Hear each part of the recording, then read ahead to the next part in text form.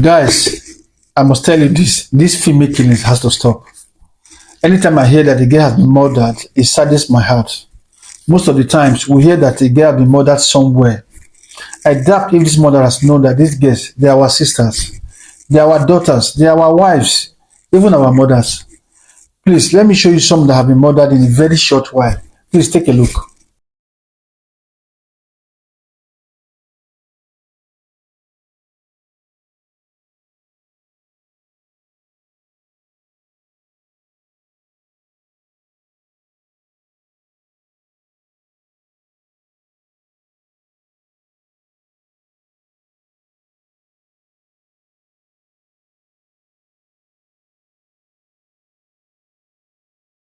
I guess you guys have seen all that now.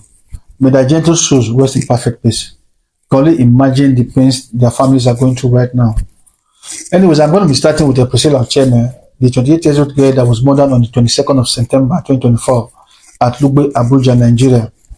If she was actually murdered or she had an accident, it's not clear yet, but according to the elder sister, Grace Ocheme, she said Priscilla was a student of Mandela University in Nigeria. That was where she met this man here. His name is Ikoso Evis, also known as Richard. He's a 30 years old man and is from Edo State, Nigeria.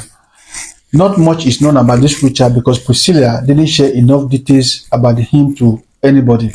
Priscilla and Richard dated for a year and a half. It was at the middle of the second year that she suddenly left the school and told the parents that she's not going back to that school.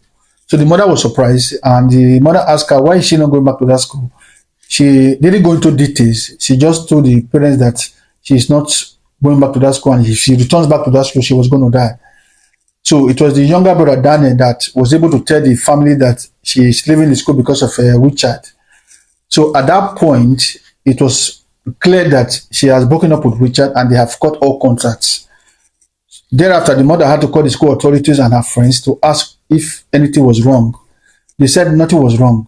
So at the point, the mother accepted her decisions and got her admission into another university, which is Adeleke University at Osun State, Nigeria. That was where she finished her studies and graduated in 2019. So after 7 years, that's a few weeks before this sad incident occurred, Priscilla and Richard reconnected and they reconciled their differences. But how they managed to reconnect, nobody knows. But it was reported that Priscilla visited Richard so many times. And those times that she visited Richard, she has gone there with her younger brother Daniel.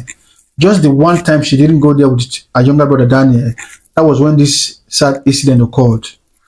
You can imagine why she always go there with her younger brother. But if you ask me, I will tell you that she has never been secured being around that guy. Or maybe she was just trying to prevent any form of privacy that could lead to anything. She does not want to give that chance at all. Maybe. This is how they got to find out what happened. According to the elder sister, Grace Ocheme, she said on Sunday morning, that's 22nd of September 2024, Priscilla called her to send her money, of which she did. But throughout that Sunday, Priscilla did not call back to let her know if she had gotten the money or not. But that was strange to her. But because Priscilla that she knows very well, she always called back concerning that money, but she didn't call. So the next day, being Monday, she called Priscilla's line multiple times. Her phone was off. So she had to go to the family house to ask the mother if she has seen Priscilla. The mother said no, she has not seen Priscilla. She called the younger brother Daniel. Daniel said Priscilla has gone to see Richard. So she immediately called Richard to ask. Richard said Priscilla actually came to visit him, but she left that same day at about 9 p.m. So he claimed that earlier that night, he ordered food for both of them to eat. At about 9 o'clock, he drove out to get the food. So on his way back, he sighted a girl that looks like Priscilla on top of a bike. The bike was going opposite direction. So he had to quickly call Priscilla to ask if she was the one. Priscilla said she was the one. She was already on her way home. So that was all he knows. Thereafter, she told him to go to any police station in that area to make a report about Priscilla, of which he did. Then she and her uncle also went to about 3 police stations in that area. It was one of those stations that told them that there was a report about 2 motorcycles that collided and a girl died in the process. So the DPO brought the picture out and to their greatest surprise, it was Priscilla. So, and the DPO advised them to bury her immediately because she has sustained a very serious injury. So they later asked about the two men that brought Priscilla to the station. They told them that the two men just brought Priscilla to the station and they left and they didn't take the information down. So they were so surprised that how could such thing happen? How possible that two people will bring somebody to the station, a dead body to the station, and the informations are not taken down?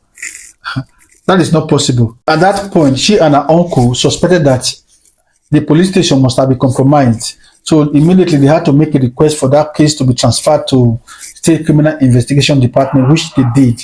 So they had to call them from there. That they called the DPO from the State Criminal Investigation Department. They told them that the investigation are still ongoing. So they had to refer them back to the DPO to go and wait for the outcome of the investigations. So as at the time of making this video, Richard has been released and autopsy has not been carried out on Priscilla's dead body to know the actual cause of her death. Grace, the elder sister, has confirmed that she has gone to the mortuary to see Priscilla's dead body. She said on her body there are no bruises or scratches on her body to show that she actually fell from a motorcycle that collided with another motorcycle. The jean and the shirt she was putting on are still very much intact. Just a deep cut on one part of her head, and that cut looked like a precise target. And little blood coming from her nose and mouth. So, from all indications, they are beginning to believe that their daughter was murdered, not the accident that the police are claiming. Now, let me take you through some of the reasons why Priscilla's family ceased to believe that their daughter had a motorcycle accident. One, while she was still 17 years old and still schooling at Mandona University, she left the entire school because of Richard. That shows that her life was threatened. Two, few weeks before the tragic incident happened, she visited Richard multiple times, and most of those times she went there with the brother. Apart from the very last one, she lost her life. That shows that she has never been safe being with this guy, Richard. Three, when the DPO was addressing them, Richard went to DPO's table to take bottled water multiple times without any form of remorse or without even taking permission from the DPO to do that. That shows the level of familiarity between them. And coupled with the fact that the DPO advised them to go and bury Priscilla immediately. With that, they were just thinking that maybe the DPO was trying to cover up something.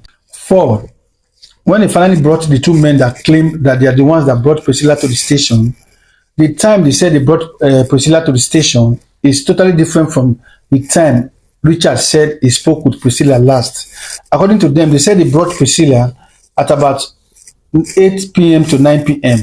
While Richard said he spoke with Priscilla about 9:14. So there's disparities between those timing. Five, according to them, after the accident happened, they took her phone to call the tailor. They called the auntie. They didn't call anybody on the call log. They didn't call Richard that spoke with the girl last. They didn't call the mother. They didn't call the brother. They didn't call the sister. And one other thing, that phone is an iPhone and it has a password. How did they manage to open the phone and make those calls? That is the question the family are still asking. Six, Richard, the person of interest, has been released from the cell and investigations are still ongoing and an autopsy has not been conducted on Priscilla's body. So these are some of the reasons why Priscilla's family and friends are saying that Priscilla didn't die a natural death. Anyways, may her gentle soul rest in perfect peace. So please, if you have anything to say about this story, kindly comment on the comment section. And please do us well to like, share, and subscribe or follow.